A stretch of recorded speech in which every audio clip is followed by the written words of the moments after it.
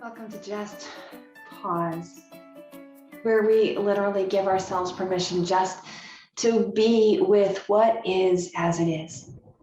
Yes, I want to make sure that you're safe. I want you to put yourself into a shape that is sustainable and a space that is safe to allow you to dive deeper into what is here in this moment with you, just as you are.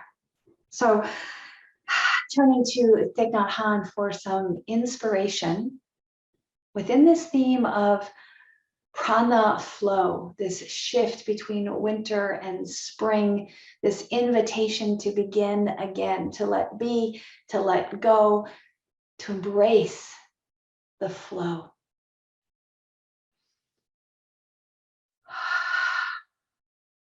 Let the breath help to steady and stabilize.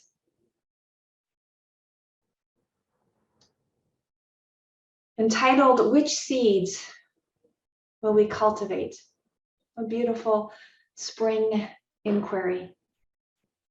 Thich Nhat Hanh writes, the birth of a human being is not a beginning, but a continuation. And when we're born, all the different kinds of seeds of goodness, seeds of cruelty, of awakening, are already inside of us. Whether the goodness or cruelty is in us is revealed depends on what seeds we cultivate, our actions, our way of life. How we invest our energy and our attention is how we choose what actions occupy our days. So yes, we're all born with these seeds of potential. We have everything we need to become, to bloom. And yet, the seeds that we cultivate are the ones that will reap a harvest. The seeds that we nourish, that we water, that we compost and fertilize. In other words, the seeds that we give our attention to will grow. What are you giving your attention to? What are you practicing as an expression of giving your attention to the seeds that you want to grow, to flourish, to bloom, and to propagate, to spread? Thich Nhat Hanh says that this selective watering is part of our practice. He says, through the practice of deep looking, we can identify the positive seeds that we want to water every day and train ourselves not to water the negative ones. This is called selective watering. Even a few days of this practice can bring about a transformation. And we can see this in our world. A few days of not watering my tender new plants outside, and they will start to wither and show the signs of the neglect, intentional or unintentional. But when we give our attention, when we give ourselves the environment of nurturing, of feeding, of supporting, we will be able to break free from the shell of protection, the seed, sprout out, reach up, break through the soil, and open to the sun's fullness, the sun's energy for growth, healing, and clearer seeing. What are you watering? What seeds are you nurturing, practicing with attention and compassion?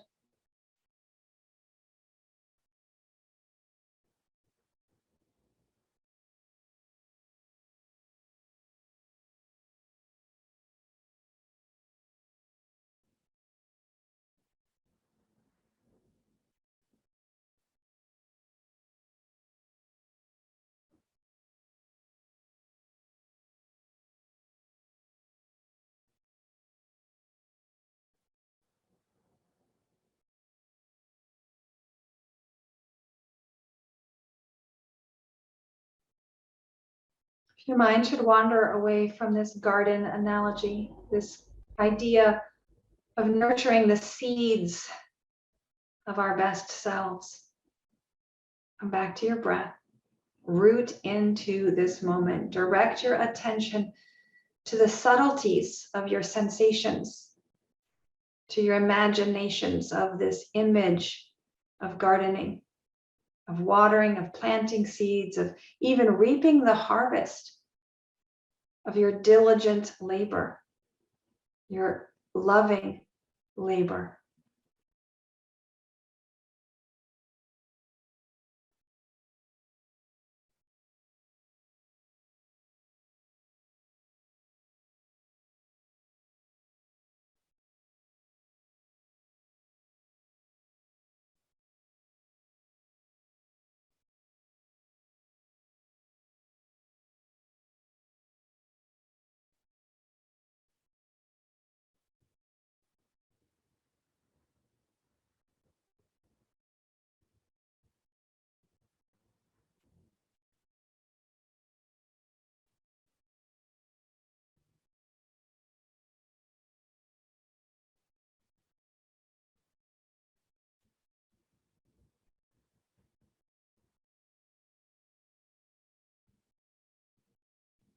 Just as the plants have different seasons, and as a result of the different seasons, have needs.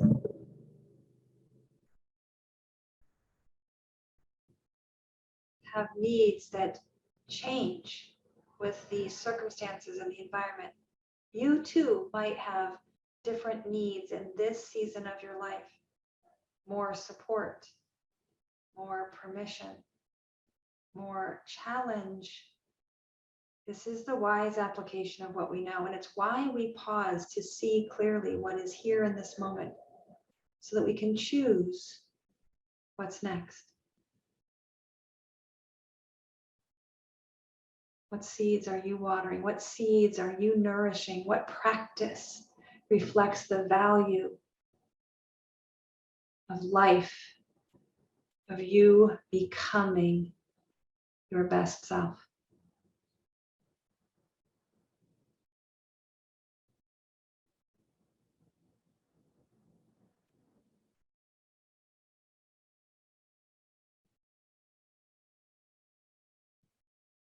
As we carve out this space in our schedule in our day, we are planting the seed of introspection, the seed of meditation. We carve out the soil to plant that seed, and then we put the soil back to nestle in that seed. And that too is part of our meditation practice. So meditation is not a permanent escape or retreat from daily living. It is a tender carving out, a false creation of space, if you will. Meaning we rearrange things, our schedule, our agendas, our tasks, to allow for a bit of a pregnant pause to just be. The to-do list still awaits. The tasks are still as numerous. And yet, by pausing, we nourish ourselves, restore our spirit, and give ourselves permission to begin again. Perhaps begin again with vigor and enthusiasm. Perhaps begin again with more honest compassion of what our capacity is today. This is the practice. This is why we plant the seeds and we cultivate attention. We nourish them with support, maybe with a challenge. That's what the wind and the sun and the humidity and the variations of our weather do for our plants outside. But the same winds affect us as these young seedlings breaking forth to our own being. We're pushed and we're pulled. We might even feel trampled on, uprooted, transplanted. What seeds are you cultivating? What are you selectively watering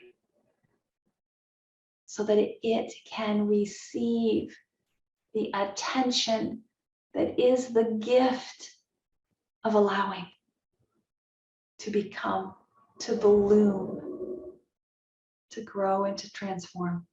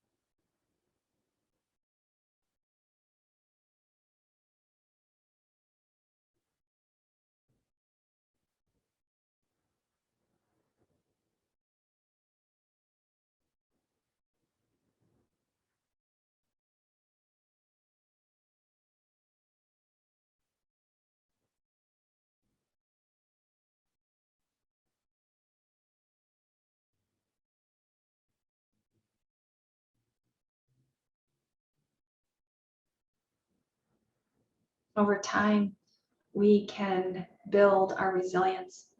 Just like a well-established tree or shrub or bulb can survive a rough season, a freezing late in the season, or perhaps over flooding.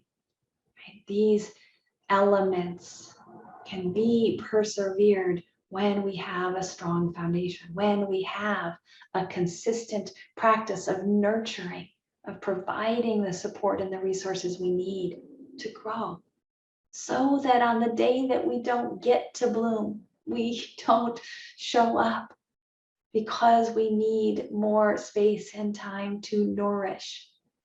It's all taken in stride as the reflection of the season's balance. But this doesn't happen straight away.